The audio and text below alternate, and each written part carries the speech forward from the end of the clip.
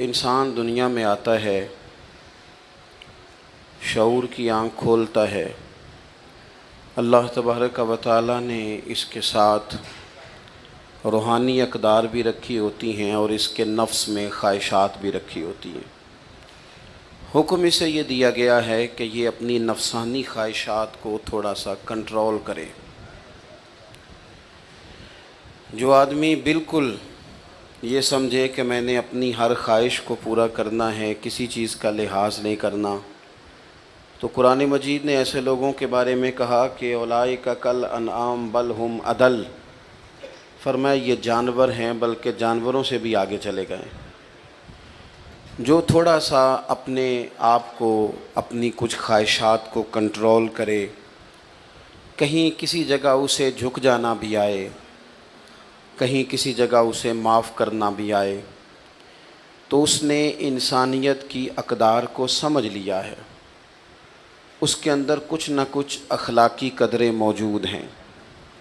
हमारे जितने भी झगड़े हैं दुनिया में, अब ये हमारे झगड़े अल्लाह रसूल के लिए तो नहीं रह गए, जिनके बारे में बार बार कुरान पाक ने हमें कहा था उनसे दोस्ती ना करना, मोहब्बत के पैगाम ना भेजना, उनकी तो तारीफ़ें सुबह शाम होती हैं। हमारा आम तबका भी और हुक्मरान तबका भी मिसाल ही जब देता है वो कुफ्र की, मुशरिकी, यहूदी ईसाई की मिसाल देता है। और मैं कई दफ़ा दोस्तों से कहा करता हूँ अज़राए मोहब्बत, मैं कहता हूँ साई माड़ा हो ना, बेचारा कोई मज़दूरी करता हो। आपकी तवज्जो है मेरी बात पर दोस्तों की? अल्लाह आपको महंगे महंगे मोबाइल दे, वैसे कभी कभी जेब में भी रखना चाहिए। मतलब जिसने बनाया था उसने क्या कहा था कि हर वक्त हाथ में पकड़े रखना, कभी कभी सही चलें। जो बना रहे हैं उनको मैं मना नहीं करता, वो बनाएं, किसी चीज़ को अगर महफूज करना चाह रहे हैं, लेकिन बाकी लोग तो मेरी बात पर तवज्जो करें ना। वो मैसेजेस का जवाब ज़रा 20 मिनट के बाद दे लीजिएगा। और भी गम हैं ज़माने में मोहब्बत के सिवा, और भी कुछ चीज़ें काबिल, चूँकि अपनी बात नहीं ना कर रहा, अल्लाह रसूल की कर रहा हूँ, तो आप थोड़ी देर मुझे मौका दें ताकि 2-4 बातें आपसे अर्ज़ कर लूँ। तो ईसाई माड़ा हो ना, गरीब आदमी हो बेचारा, तो उसके बारे में लोग मसला पूछ लेते हैं, कहते हैं पीर साहब दसो सानिया ना रोटी खानी जायज़ है। तो मैंने कहा अगर मुशरक के नजस होने की बात करते हो तो इहदे नाल भी नजायज़ है, तो अमरीका दा सदर होवे तो तां भी नजायज़ है। अब ये क्या बात हुई कि जब कोई बहुत बड़ा आदमी आके बैठ जाए और सारी उसके सामने काबीना बैठी हो तो फिर कोई शरी मसला पूछे ही ना। और अगर कोई गरीब आदमी सामने आ जाए, मुशरक नजस है तो वो हर एक ही नजस है। तो जिनके बारे में तो रवैये में सख्ती रखने का कहा गया था, वहाँ तो हमने बना ली नरमी। और जहाँ हमें कहा गया था ना दरगुजर कर देना, रुहमाउ बैनहुम, माफ़ करना, ज़ात को बुत ना बनाना, अपने नफ्स की ख्वाहिश को आगे ना रखना, वहाँ हमने ज़िंदगी मुश्किल कर ली है। छोटा ख़ानदान हो, बड़ा ख़ानदान हो, गरीब ख़ानदान हो, अमीर ख़ानदान हो, आप किसी ख़ानदान की पूरी लड़ाइयाँ सारी नचोड़ें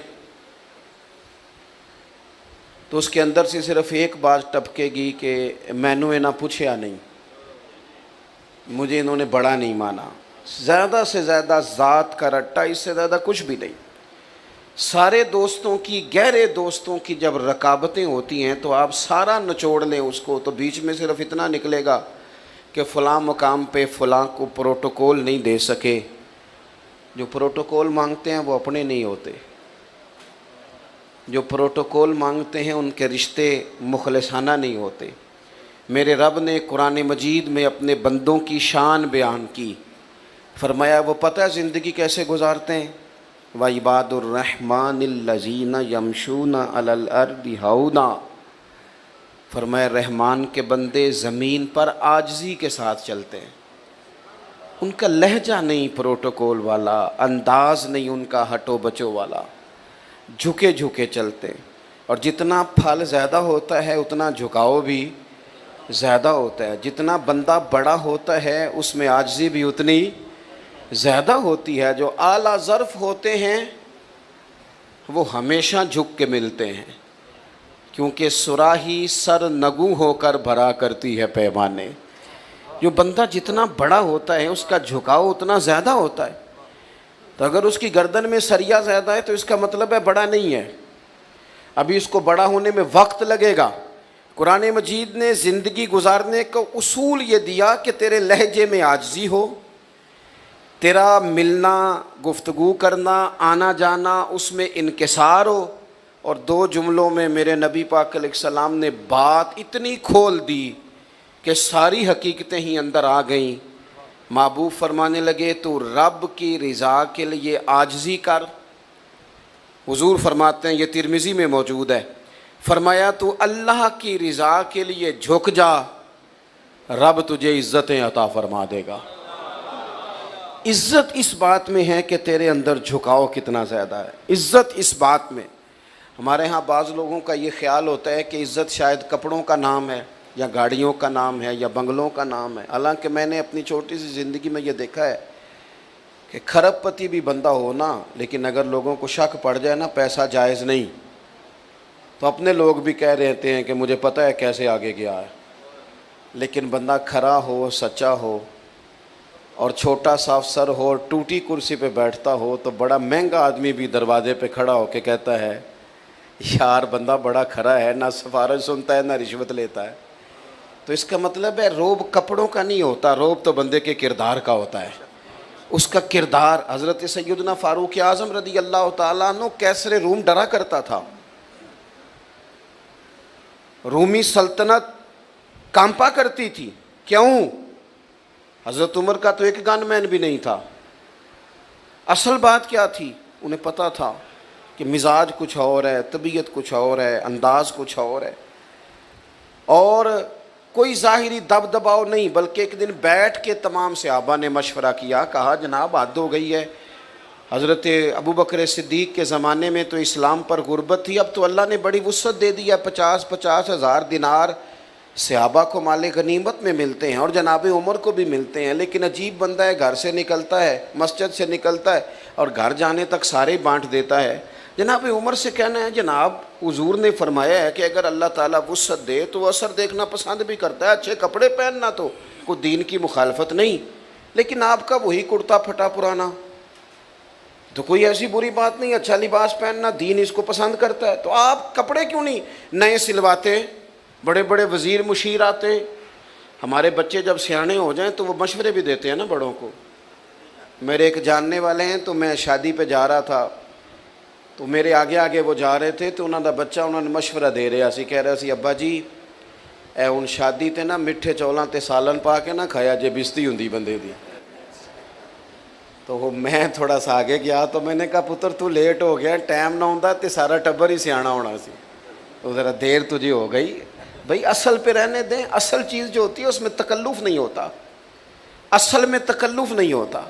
और जब आप कुछ चीज़ें मुलम्मा साजी करके लेते हैं, मुलम्मा साजी, हमारे एक बुजुर्ग हैं वो फरमाते हैं, कहते हैं जदों दे मुंडिया मैनू काटन वाले कपड़े पवाए ने, मैं तो ब्याह ते कदे रज के रोटी नहीं खाधी, इन्होंने तो मेरे ऊपर बोझ डाल दिया है, तकल्लुफ़ पैदा कर दिया ज़िंदगी में।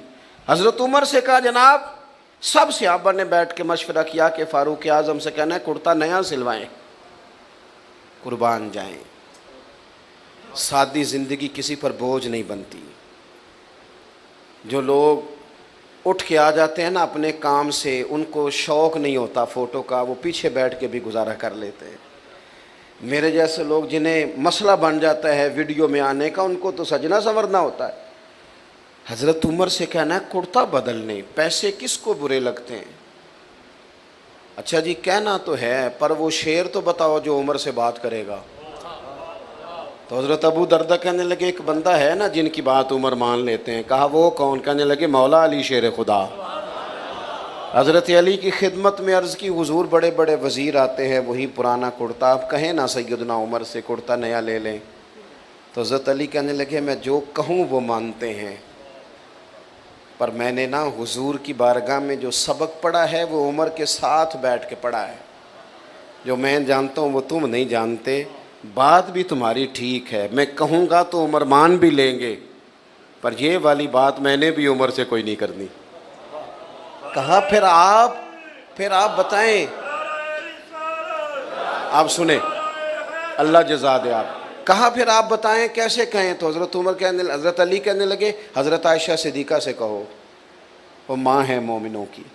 हज़रत उमर जल्दी मान जाएंगे। हज़रत आयशा को सारी बात सुनाई, पैगाम दिया। जनाब उमर दौड़े आए, अम्मा जी मेरे लिए कोई हुक्म?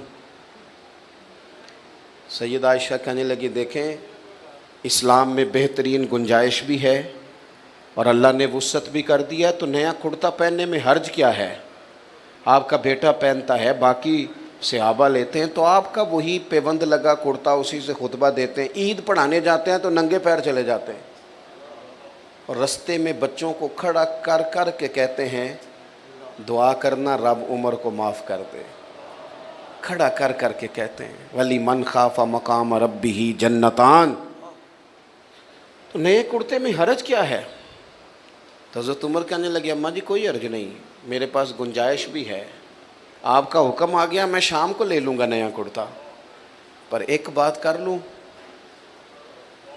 कहा आप कर लें। तो हज़रत उमर रो पड़े, फरमाने लगे ये जो कुर्ता पहना है ना, हुजूर के सामने भी इसी कुर्ते में जाया करता था। अबू बकर सिद्दीक जब मुझे मशवरे के लिए बुलाते थे ना, तो इसी तरह हम लोग बस असी किसी दे कुछ नहीं जे लगदे, ना कोई साडा दर्दी, इसी तरह बस बातें होती थी। और अम्मा जी अभी ना मेरे पूरे मुल्क में गुर्बत ख़त्म नहीं हुई, अभी सब को नए कुर्ते नहीं मिले, हुक्म का मैं पाबंद हूँ, शाम को ले लूँगा, लेकिन अगर मुझे इजाज़त दे दी जाए कि मैं उसी तरह रहूँ जो मुझे हुजूर ने जिस जगह छोड़ा था, तो मेरी ज़रा दिल को तसल्ली होगी। मैं तकल्लुफ़ात वाली ज़िंदगी इख्तियार नहीं करना चाहता। हज़रत आयशा ने सुना तो चुप कर गईं। जनाब उमर कहते हैं देर के बाद अगर आवाज़ आई तो बस उनके रोने की आई। फरमाने लगी जो सहाबा ने कहा था वो भी ठीक है, पर उमर जो आप कह रहे हैं वो तो बिल्कुल ही ठीक है। दोस्तों उलझाओ नहीं, झगड़ा नहीं, ज़ात का प्रोटोकॉल नहीं, खुदारा मुसीबत बन जाती है ससुर को जब दामाद का फ़ोन आता है कि मैं आ रहा हूँ। मैं उन गरीबों को भी जानता हूँ जो उधार कर्जा लेके प्रोटोकॉल का बंदोबस्त करते हैं। हमारी तबीयतें लोगों के लिए मुसीबत बन गई हैं, हमारा मिजाज हावी हो गया है।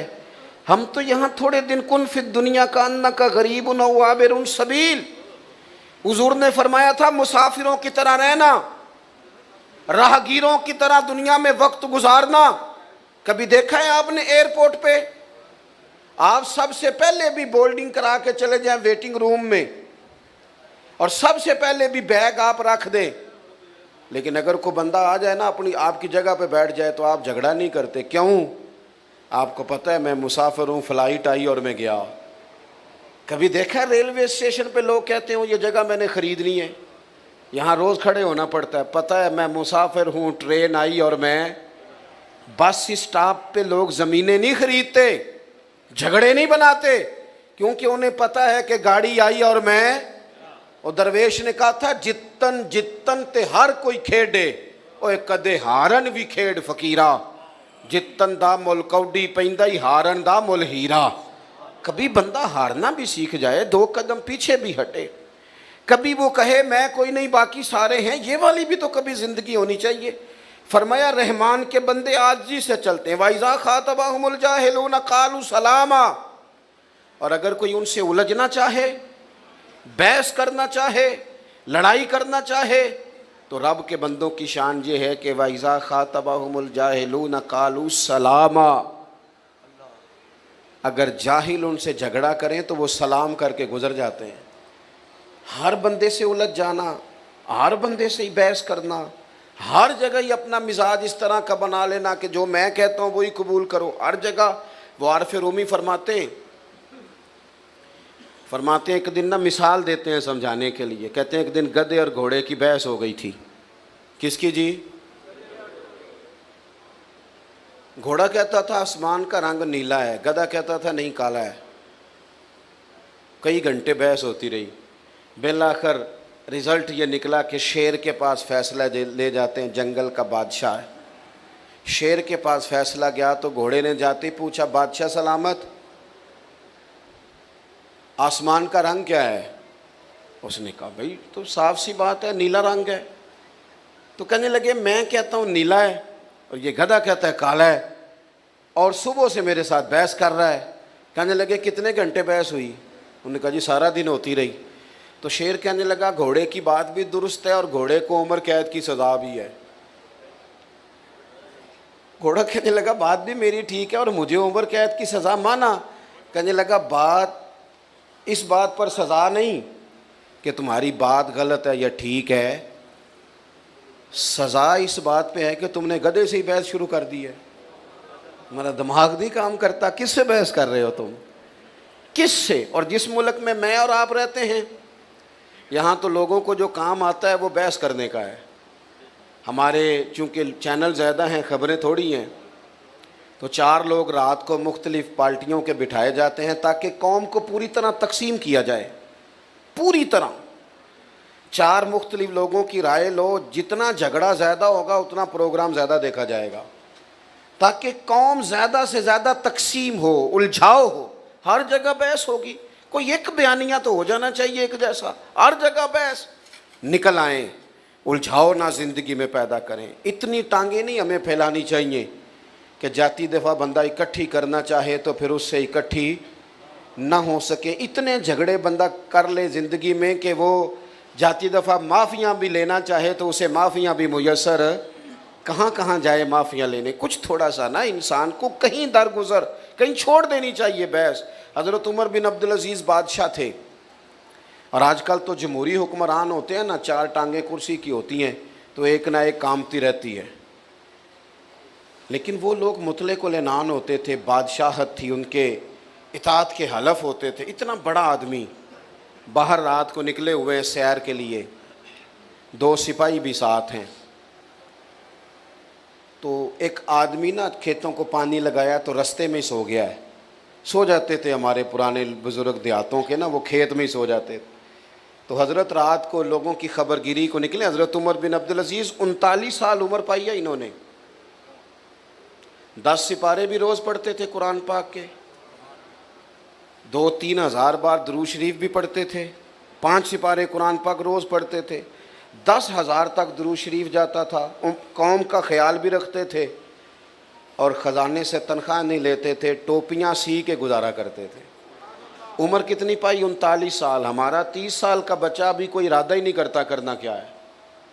40 पूरे नहीं हुए दुनिया भी छोड़ गए। हम तो प्रोग्राम ही नहीं बनाते, सारी ज़िंदगी आमदाम बरसरे मतलब गुजर रहे थे। तो उस ज़माने में लोग लकड़ी के जूते पहनते थे, बुज़ुर्ग सोए हुए थे। हज़रत उमर बिन अब्दुल अज़ीज़ का पैर बाबा जी के पैर पे आ गया। जब अचानक टक्कर होती है तो एक मखसूस जुमला सारी दुनिया ही बोलती है कि अंधे हो, सब यही लफ्ज़ बोलते हैं। तो उस बुज़ुर्ग ने भी यही जुमले के कहा, हल अंतुमुल आमा, क्या आप अंधे हैं? अब किसी जगह पे अगर आपने उलझाव पैदा करना है कि वो मुझे कह दिया, मेरा तू मैनू जानता ही नहीं, तेनू मेरा पता ही नहीं, तू पिंडों आके पुछी सड़क तो तेनू बंदा घर छड़ के आएगा। ओ पईयां देश दियां कबरां जिन्हां ते फुल पे, उधरों कोई भी नहीं आमदा ते इधरों लखां गए। कहा जनाब पैर पे पैर आया तो आप अंधे हैं। अब यहाँ तो बंदा जनाब अड़ जाए कि मुझे कह दिया, और यहाँ फिर माफ़ कर जाए। हज़रत उमर बिन अब्दुल अज़ीज़ बस यही मौका होता है, फ़ौरन हंस पड़े और हंस के कहने लगे नहीं मुझे नज़र आता है। बस सवाल का जवाब हो गया। वो जो केतली होती है वो चाय से हमेशा ज़्यादा गर्म होती है। वो जो 7 गनमैन थे ना, उन्होंने तलवारें निकाल ली। और तुम्हें क्या हुआ? कहने लगे इसने गुस्ताखी की है, गर्दन उड़ाएंगे। अब फरमाने लगे बाबे ने तो कोई गुस्ताखी नहीं कहा, हुजूर आपको अंधा कहा है। इसलिए शेख सादी फरमाया करते थे, लकड़ी को घिन खा जाती है और बड़े लोगों को खुशामद खा जाती है। खुशामदियों से कभी मशवरा नहीं लेना चाहिए, गैर जानिबदार आदमी से राय ले। हज़रत उमर बिन अब्दुल अज़ीज़ से कहने लगा आप अंधे हैं? तो फरमाया नहीं नज़र आता है। वो जो 7 गनमैन थे कहने लगे हुजूर इसने गुस्ताखी की है, इसको कत्ल करना है। तो हज़रत उमर बिन अब्दुल अज़ीज़ फरमाने लगे बाबा तुमसे बातें कर रहा था मुझसे कर रहा था? कहा हुजूर बातें तो आपसे ही हो रही। तो फरमाने लगे नादानो, उन्होंने तो एक सवाल पूछा है कि आप अंधे तो नहीं, तो मैंने जवाब दे दिया नहीं मुझे नज़र आता है, इसमें लड़ाई वाली कौन सी बात है, तो बात ख़त्म हो गई। तो ज़िंदगी में उलझाव नहीं पैदा करना। और आखिरी बात ये कि वल्लज़ीन यबीतून लिरब्बिहिम सुज्जदम व क़यामा, दिन इस तरह गुजारें कि आजिज़ी से, और रब कहता है रात मेरे बंदों की सजदे में गुज़रती है या क़याम में गुज़रती है। डिप्रेशन के, टेंशन के, ज़हनी दबाव के मरीज़ तेज़ी से बढ़ रहे हैं मुल्क में, और बड़े बड़े महंगे जाके वो मोटिवेशनल स्पीकर से सबक पढ़ते हैं। वो कहता है मुराकबा करो, ये करो, वो करो। इस्लाम सबक देता है कि थोड़ी देर रात मुसल्ले पे बैठो। और मेरे नबी पाक अलैहिस्सलाम ने फरमाया अपने दुख दुनियादारों को ना बताना, तुम्हें रुसवा कर देंगे। सेठों नवाबों को ना बताना, परेशान हो जाओगे। फरमाया अपने दुख अपने रब को बताना, जल्दी करे या देर से करे अल्लाह तुम्हें सब लोगों से बेनियाज कर देगा। जिस तरह आपके मोबाइल को चार्जर की ज़रूरत है, इसी तरह रूह और दिल को मुसल्ले की ज़रूरत है। अपनी इबादत में कभी कमी ना करें। ये बंद करके मोबाइल 5 मिनट बैठे, लंबी लंबी दुआएं मांगे। काफिर सारी रात बदर की सफ़ें सीधी कराते रहे और अल्लाह के रसूल सारी रात मुसल्ले पे बैठे रहे। सारी रात हुजूर ने दुआ मांगी। हज़रत सिद्दीक़ कहते हैं सारी रात रब को मनाया। तो सुबह फिर पैगाम आ गया, वलक़द नसरकुमुल्लाहु बिबदरिन वअंतुम, फरमाया ये जो तुम्हें कामयाबी मिली है ये रब की मदद की वजह से मिली है। जाए तो सारी चीज़ें ठीक हो जाती हैं, और अगर मदद इलाही न हो तो इंसान पीछे रह जाता है। अल्लाह ताला हम सबको अमल की तौफीक अता फरमाए। आखिर दावाया अनिल हम्दुलिल्लाहि रब्बिल आलमीन।